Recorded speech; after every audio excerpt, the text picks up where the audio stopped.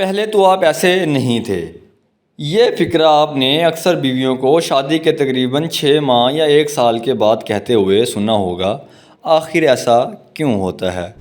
جو پیار، لگن، جنون اور جذبہ شادی سے پہلے ہوتا ہے وہ شادی کے بعد آخر کیوں قائم نہیں رہتا؟ دنیا میں ہر چیز کی قدر اس وقت تک رہتی ہے جس وقت تک وہ آپ کی پہنچ میں نہ ہو۔ جب وہ آپ کی حدود میں شامل ہوتی ہے تو اس کی وہ اہمیت نہیں رہتی جو پہلے ہوتی تھی۔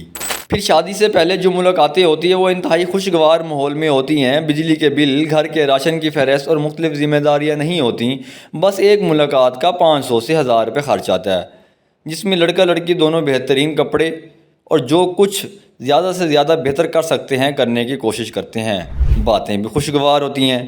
یہ 4-5 گھنٹے کی ملاقات خوشگوار ماحول میں شروع ہو کر خوشگوار ماحول میں ہی ختم ہو جاتی ہے۔ یہ ساری ملاقاتیں ایک دوسرے کا ایسا مائنڈ سیٹ بنا دیتی ہیں جو کہ اصل میں انسان ایسا نہیں ہوتا۔ شادی کے بعد جب 24 گھنٹے ساتھ گزریں تب انسان کھل کر سامنے آتا ہے۔ جب بیڈ روم، باتھ روم، تولیاں اور اسی طرح کی دوسری چیزیں شیئر کرتے ہیں تب پتہ چلتا ہے اصل کہانی تو کچھ اور ہے۔ امیدیں شادی سے پہلے کی ملاقاتوں کی بنیاد پر بنی ہوتی ہیں۔ ایک اور اہم بات یہ ہے کہ جب شادی نہیں ہوئی ہوتی تو غیر ارادی طور پر ایک خوف ہوتا ہے کہیں مجھے چھوڑ کر نہ چلی جائے یا چلا جائے۔ اس خوف کی کیفیت سے دونوں ایک دوسرے کو زیادہ سے زیادہ خوش رکھنے کی کوشش کرتے ہیں۔ کبھی آپ نے سنا ہے کہ باپ کی، ماں کی، بہن کی جدائی کی وجہ سے فلاں نے خودکشی کر لی ہو یا وہ دیوانہ ہو گیا ہو یا وہ دیوانی ہو گئی ہو؟ یقیناً نہیں سنا ہوگا، کم از کم میں نے تو نہیں سنا۔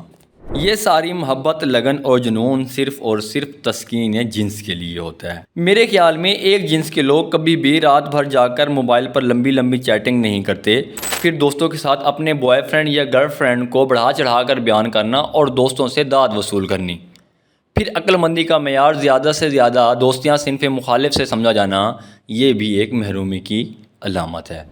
اب آ جائیں اصل موضوع پر۔ جب آپ کسی کے لیے کوشش کرتے ہیں تو غیر ارادی طور پر آپ اس شخص، محبت یا شریک حیات سے امیدیں وابستہ کر لیتے ہیں اور اپنی محنت اور کوشش کے عوض موازنہ کی امید لگا لیتے ہیں، محبت، پیسے، سیکورٹی وغیرہ کی شکل میں، جو اس کی کوشش میں سب سے بڑی غلطی انسان کرتا ہے۔ وہ یہ نہیں سمجھ پاتا کہ جو کوشش میں اپنے پارٹنر کے لیے کر رہا ہوں اس سے اس کی زندگی میں کیا ویلیو ایڈ ہو رہی ہے۔ وہ اپنی تھکاوٹ کو پیمانہ بنا کر امیدیں لگا لیتے ہیں اور معاوضہ کا حق جتاتے ہیں، جبکہ آپ تھوڑی کوشش کر کے اپنے پارٹنر کو زیادہ سے زیادہ خوش کر سکتے ہیں، یہ جانتے ہوئے کہ اس کی ذاتی زندگی میں کیسے ویلیو ایڈ ہوگی۔ جیسے دہی کی چھوٹی سی جھاگ پورے دودھ کو دہی میں تبدیل کر دیتی ہے، تو یہ ججمنٹ بہت ضروری ہے کہ آپ کا پارٹنر کیسے خوش ہوگا، اس کی زندگی کی فلسفی کیا ہے، ورنہ ایفرٹ کرنے کا کوئی فائدہ نہیں۔